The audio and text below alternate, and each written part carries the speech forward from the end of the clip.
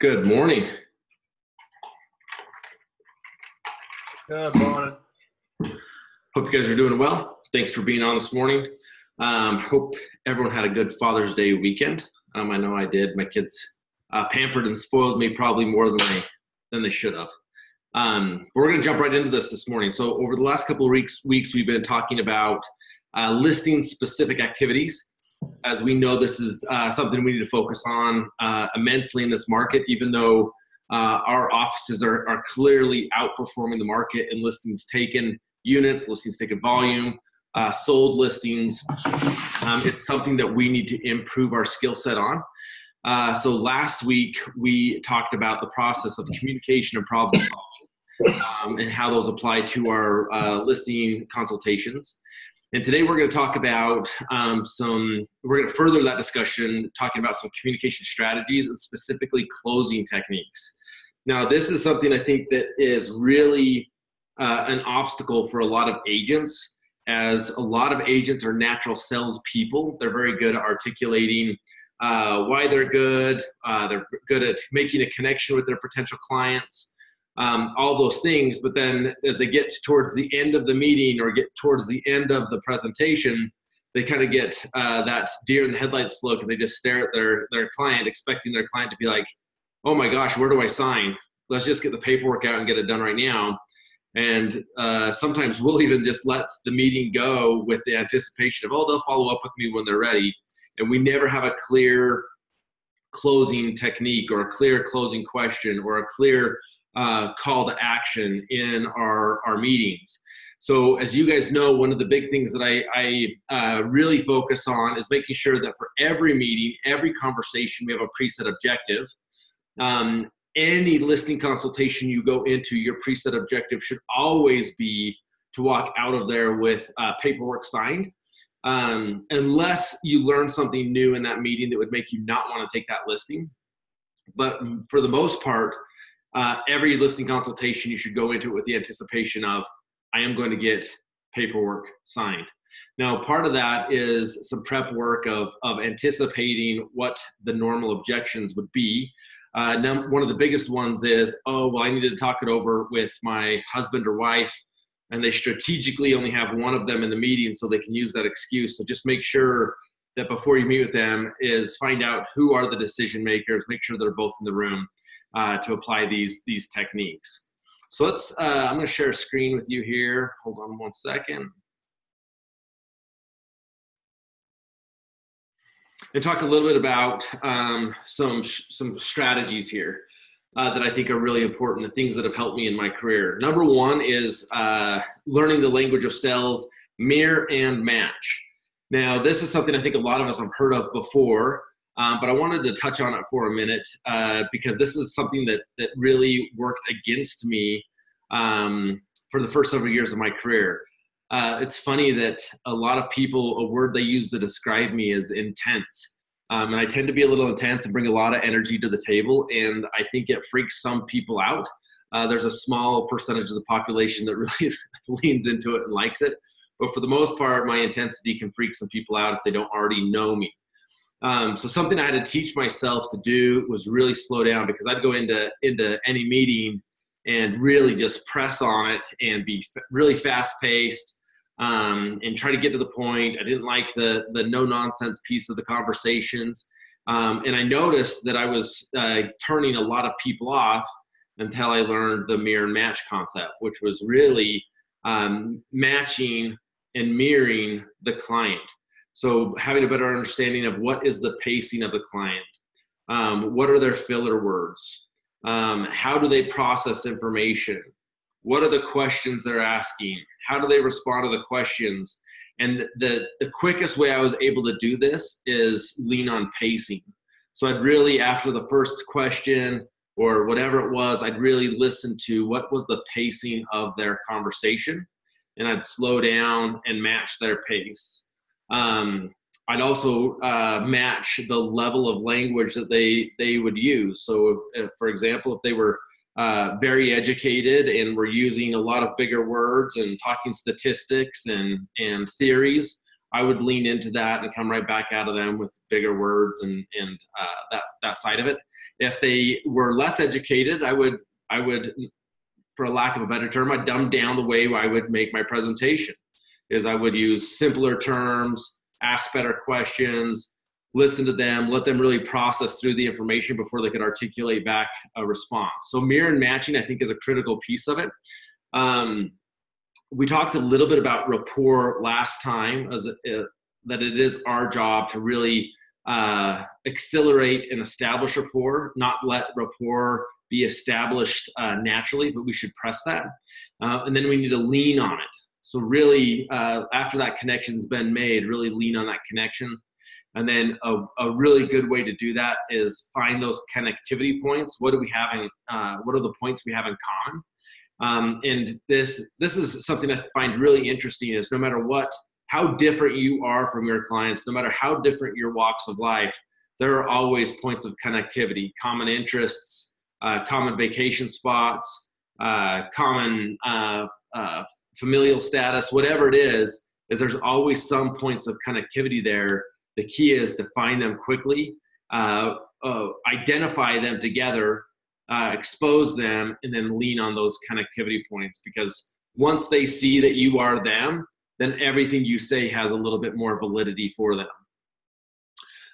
The other piece of this that we talked about, how critical it is to identify their needs through the needs analysis and tie both a positive and a negative emotion to those needs, and really getting some clarity on their motivation. So this is the magic combination here, is if you can mirror and match, already have rapport built with them, find those connectivity points, done a great job with your needs analysis where you really identified what the underlying needs are, tied a negative and positive emotion to it, got clarity on their motivation. Now you've put yourself in a power position that any future conversation, no matter how difficult or fierce that conversation may be, you have an arsenal of weapons to help them through that problem and get them to a solution quicker. So the next piece of this is using tie downs and presuppositions. One of the greatest classes I've ever taken is called The Language of Sales. And it's not necessarily a fun class to take because there's a ton of homework, because it's trying to break down the patterns of how you build sentences and how you deliver information. But as you go through the process of this homework, you start naturally restructuring the way you communicate to get your initiative across the table and make your preset objective a reality. And a couple of the strategies there are tie downs and presuppositions. It's funny when whenever I teach this class or talk about tie downs with people and presuppositions, I kind of give away my secret sauce because they start identifying how I use these in my conversations with the people. So don't bring this up and use it against me, and know that I'm using tie downs. The key with any of these sales strategies is that you have to come from a place of contribution. You have to have sincerity in what you're trying to get done, and know it's really to help the client get their initiative across the table, and not for your own gain, because that comes across as snaky and bad. But tie downs. So I use a lot of tie downs when I'm talking, even in a group setting, but even more particularly when I'm in a one-on-one presentation and going for a close. Is I really believe it's all about getting the person or the client in a pattern of saying yes. The more times they say yes to you throughout a conversation, the easier it is for them to give you the big yes, which is signing the paperwork. So tie downs are exactly for that, is to create a pattern of yes. And here's several examples of tie downs. Now, the key here is you don't have to memorize all of these, but the key is to learn several of these so you're not overusing one of them, and which ones really sound like you. So here's a whole list of potential tie downs. Does that make sense? Isn't that what you want? Won't that be great? Does that work for you? Okay. Don't you think? Isn't that true? Yes. Is that okay? Notice all these are little questions that create an easy yes. So even throughout the process, even before I start giving a value proposition, I'll ask questions like, or make statements followed up with a tie down like this. Particularly if I know the move is a hard thing or something for them, it's easy for me to say, hey, I know that this conversation may be difficult for you because what you've expressed to me is you're not excited to move right now, right? Yes. So you have to nod yes to this, right? And then if I do everything I can to make this process as easy as possible for you, would that be good for you? Yes, right? So I'm looking for all these little yeses along the way. So the ones that I use all the time is I say right all the time, right? Don't you agree? So just we'll go through this list and pick the things that you feel like really sound like you, and just get in the habit of using a lot of tie downs throughout the process, because all you're doing is trying to get some kind of affirmation back from them that, number one, they're tracking with you, and number two is you're creating that pattern of yes. And you're helping solidify all of the pieces of the puzzle that they need in place before they feel comfortable giving you the big yes, which is signing the paperwork. So through the process of identifying what are the number one things that they, as you untrack or uncover those underlying needs for them, that's where you can use a lot of tie downs. So for example, if initially they say, I want to make the most money I possibly can. You on the sell, you dig a little bit deeper. You go through the tactics that we've already taught you of going 3 deep, asking more questions, and you actually identify that they're actually going through a divorce and getting rid of the house in a certain amount of time is more important or whatever it is.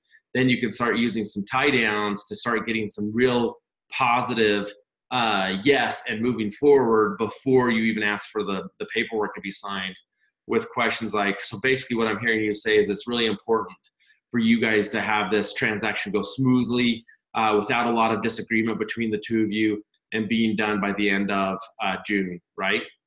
Right.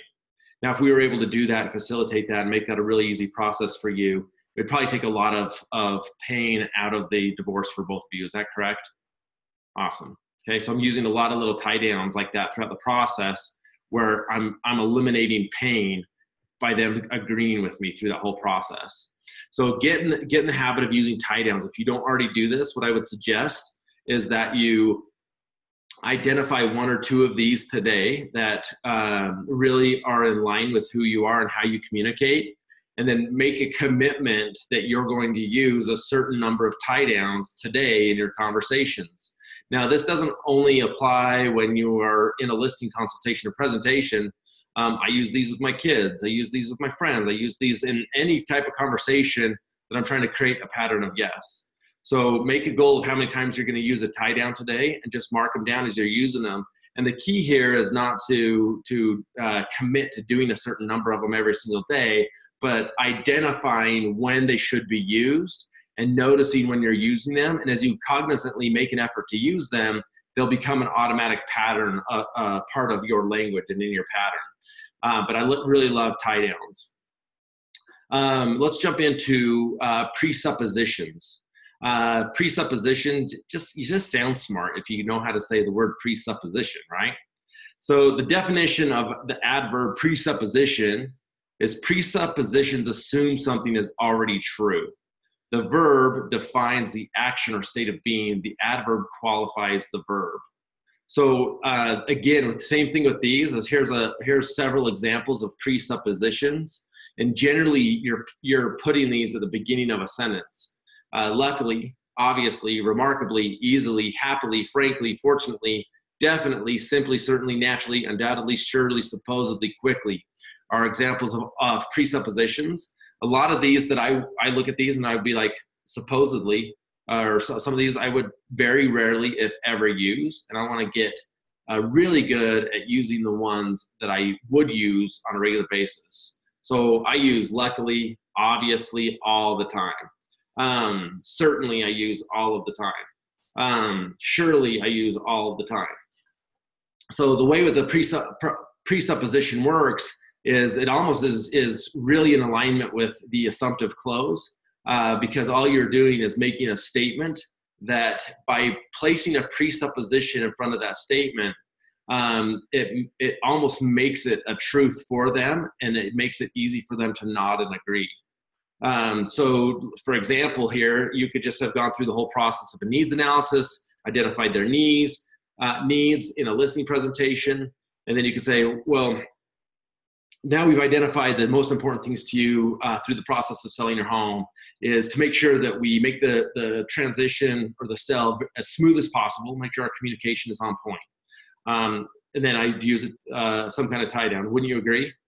And they say yes. And then I'm going to go right into a presupposition. Well, luckily, I'm here today to talk through exactly how I can make that happen in the least amount of pain possible for you. So I went right from a tie down and a soft yes into a presupposition with a statement of validity and truth. So they've tied that to, I basically asked, wouldn't that be good for you, right? They say yes. Then I use a presupposition to say, luckily, I'm here, right? And so now they've tied those two things together of, yes, that would be good for me, and luckily the solution is here to help me do that. So now they've made the connections. I've given them the dots to say, I've got a problem. Marcus has the solution. He is the solution to my problem. So these are really great things to use as well throughout the process. So I would just get in the habit again, same thing, is to look at these and identify which ones are the ones that you would use on a regular basis or that you feel comfortable using. And then if you have a heart, so I would say two things. Number one, if it's easy for you to identify how you would use these in sentences, just make yourself a goal of saying, okay, today I'm going to track 15 or 10 presuppositions. And I'm going to make a note every time I make one. If you look at these and be like, man, I don't even know how I'd work these into my sentences or into my listing consultations, what I would do is identify 3 of them and write 10 sentences using 3 of them each. So that's 30 sentences that you think you could use in a listing presentation or listing consultation using presuppositions. And so as you write them down, all you're doing is tracking in your mind how these go together. But again, I know this feels like a little bit like English class, but this is a skill set market. The better you can get at identifying tie downs, getting the pattern of yes, you're going to be much stronger going in for your close. Same thing with the presuppositions. Coupled with the tie downs is you got a pattern of yes going. Presuppositions make a statement of truth, and they make that connection, connect the dots, and by the time you're ready to actually go for the close, it is a very easy close. Let's talk about objections real quickly. It's generally speaking, I believe that if your clients do not articulate any objections, they're hiding an objection from you. So I really want to make sure that I really identify what and if any objections they have by asking great questions. And this is a pattern that I use every time an objection comes up. Is number one is I'm always going to repeat back their objective to make sure I clearly understand and I've clearly identified the objective. And what I'm doing is I'm isolating that objective down to saying, is there anything else around those? Because a lot of times they'll group all of their objections into one big objection when it's really a series of several objections. So I'll repeat back to them their objective. I'm going to approve or acknowledge, because the last thing they want to feel, the minute you tell them that their objection is not valid, they go back into defense mode, and you've ruined the rapport that you've built with them. So you have to approve or acknowledge whatever they've said as their objection, no matter how absurd some of those objections are. And sometimes I know a lot of us that have been in business for a while, some of the objections we get are absurd. We have to validate them and say, hey, I can understand how you feel. And then I'm either going to address it, or sometimes all I have to do is acknowledge it and move. Sometimes I don't even have to necessarily fix the problem. So again, the example here would be to repeat it. So if their objection is, I've got, I'm worried, I love everything you're saying, but I'm concerned because my aunt has a real estate license. So I'm going to repeat that back to them, say, okay, I think I understand. So that's generally how I move into the repeat. Hey, I think I understand. What you're trying to say is you're concerned about moving forward with me, even though, and I'm going to use some closing techniques in here, even though internally right now you feel like it's the best decision for you and your family to sign with me and move forward. you're worried about the repercussions of hurting some feelings with your aunt who also has a real estate license, right? Tie down? Yes. Okay. I can understand. So now I'm going to approve or acknowledge. Okay, I can understand how that could feel for you and your family. Okay. So now I've just said, I acknowledge how you're feeling right now. I'm giving you validation for how you're feeling. So now we're on the same team. Like we have a connection. I'm not against you. And then I'm going to go back. Like in this one, I'd absolutely take care of the objection and not just move, but I'd go into it and I'd lean back on the motivation to say, hey, let's go back. A few minutes ago, the thing you told me that was most important for you and your family was this, this, and this. Now you've already identified that I can take care of those problems for you and help you address each one of those issues. And right now, the only thing standing in our way is some feelings between you and your aunt who you don't feel like could have the same outcome that I can have for you. Is that correct? Awesome. And then I'm going to make a suggestion on how we can move forward and still make her aunt feel better about the transition. If it's an objection that I don't think really we need to get into and really acknowledge, I'll just repeat it and acknowledge it. Say, hey, I can understand how this can make you nervous, and there are always some feelings around it. And then I'll go right into my next sales pitch, like we're moving forward. Like I acknowledged it, I repeated it, I acknowledged it, and we've moved. Okay, so you have to determine are they objections worth the conversation of getting handled, or are they just objections that they're kind of throwing out there, but they have nothing to do with the process moving forward, and we don't need to spend our time talking about them and go around them. I know I've already talked about the feel, felt, found technique, which I use a lot in objections. Anytime an objection comes up, I can understand how you feel. Hey, actually last week I was meeting with a client of mine named Johnson's. They felt the exact same way. And as they moved forward with our services, they found that boom, boom, boom, boom, boom. Okay. So we use the feel, felt, found a lot with objections. Okay, let's talk real quick about the actual close, because a lot of using the tie downs, the presuppositions, handling objections, all that is setting you up for the close. Now, again, this is something I feel like so many of us fight the close, and we go through all the hard work of building the rapport, giving the information, crushing the appointment, and then we sit and stare at them, and then when they don't want to sign, we part ways thinking, okay, they'll call me this afternoon ready to sign. Your highest probability of getting paperwork signed and getting your preset objective done is in that moment that you're in the room. If you don't capitalize on it, then your chances of closing that actually decrease significantly the minute you walk out the door, and they're not going to call you. What they're going to do is they're going to call other people to validate what you had said to them, who are then going to go into their sales pitch and increasingly decrease, if that makes sense, your chance of getting that close. So let's talk through a couple closing techniques real quick. The Columbo. So this is also, a lot of people refer to this one as the doorknob technique. And so this is a great closing technique, particularly for someone that has got a lot of objections and that person is really hell-bent on not signing with you that day. They use the Columbo. So basically, after you go through the preset or go through all their objections, you handle all of those, you talk through it, and you can tell they're still just not ready to sign. I go back into agreement with them of saying, hey, that's perfectly fine. What I want you to do is think on this information.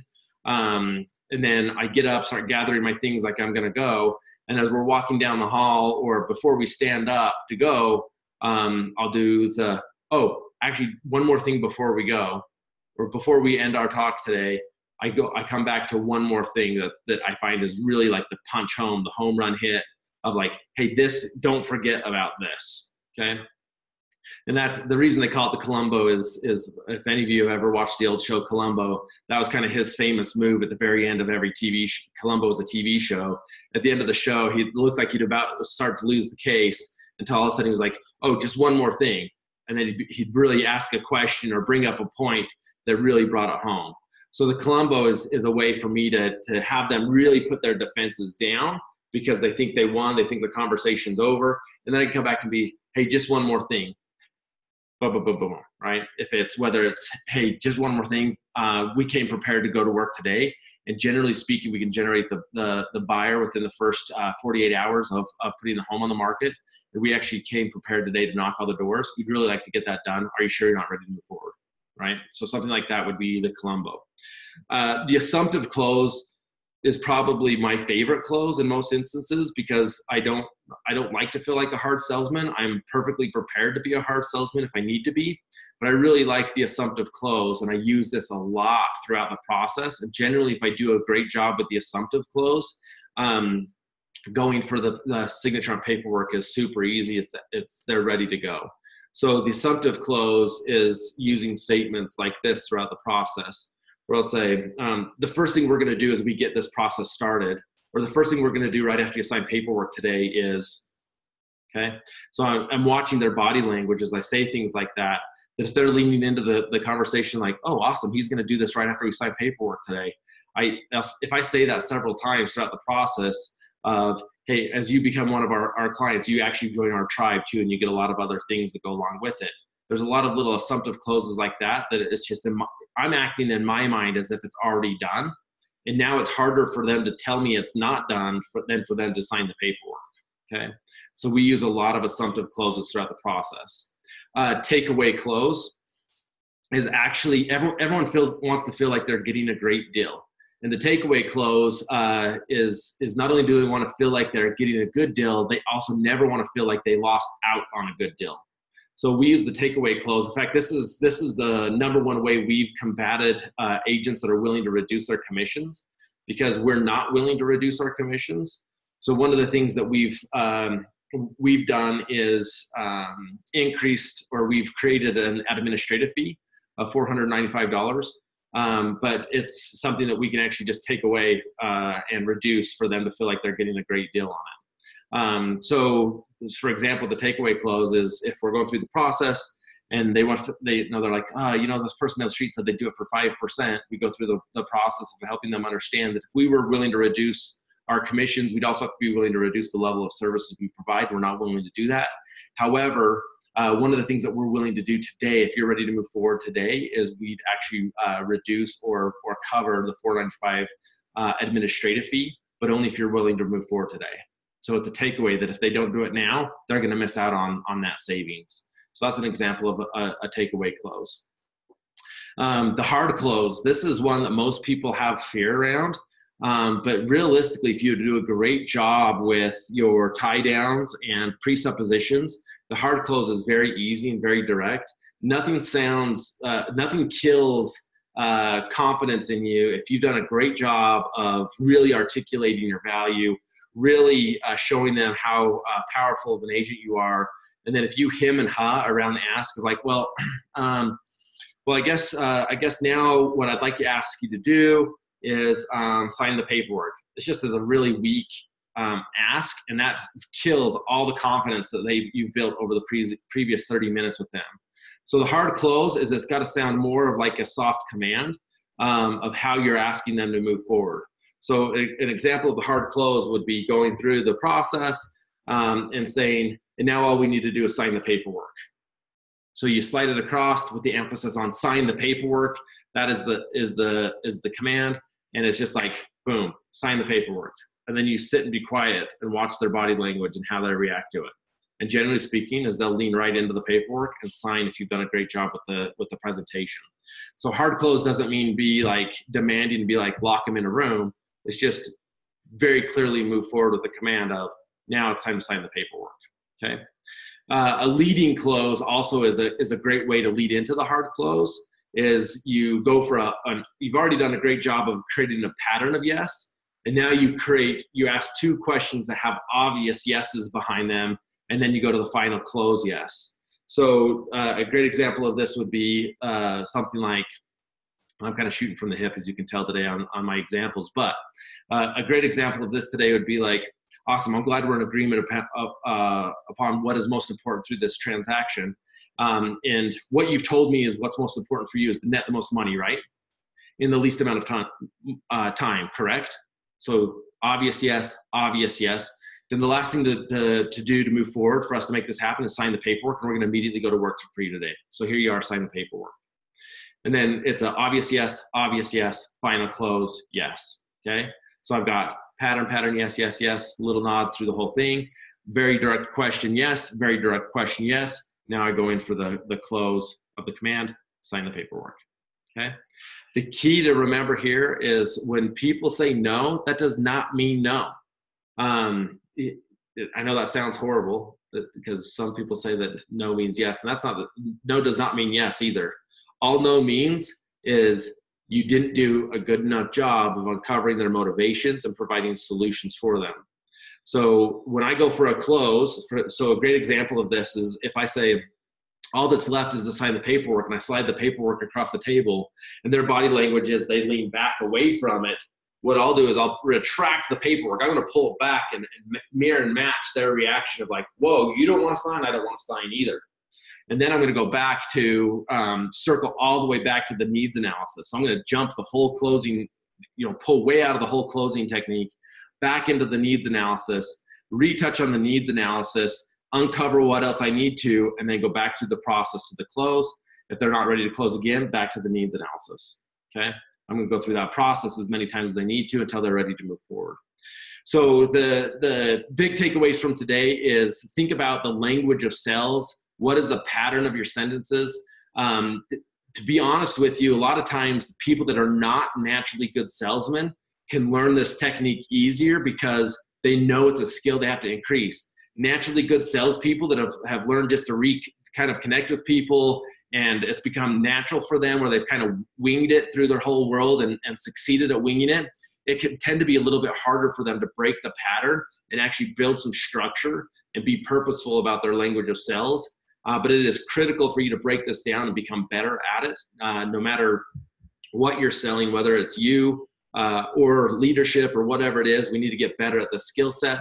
And then just learn to lean into the close. Do not go through the whole effort of identifying somebody that needs help and then be too fearful to ask for the business, because we have to have confidence in what we have to offer, that we have value, and we got to lean into that close and ask for business. So hopefully today was helpful. Thank you guys for being on. Any questions for me before we wrap this up? Q? Hey, are those slides going to be available with the... I see your mouth moving, but I don't hear you. How about now? Still none? Do you have me muted? Chat. Send me a chat. You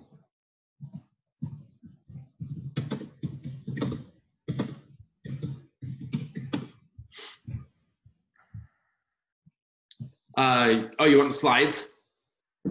Okay, I'll be sure to post the slides with them, okay? Awesome. Thank you guys. Appreciate you being on. Make it a great week, and appreciate all you guys do. Take care.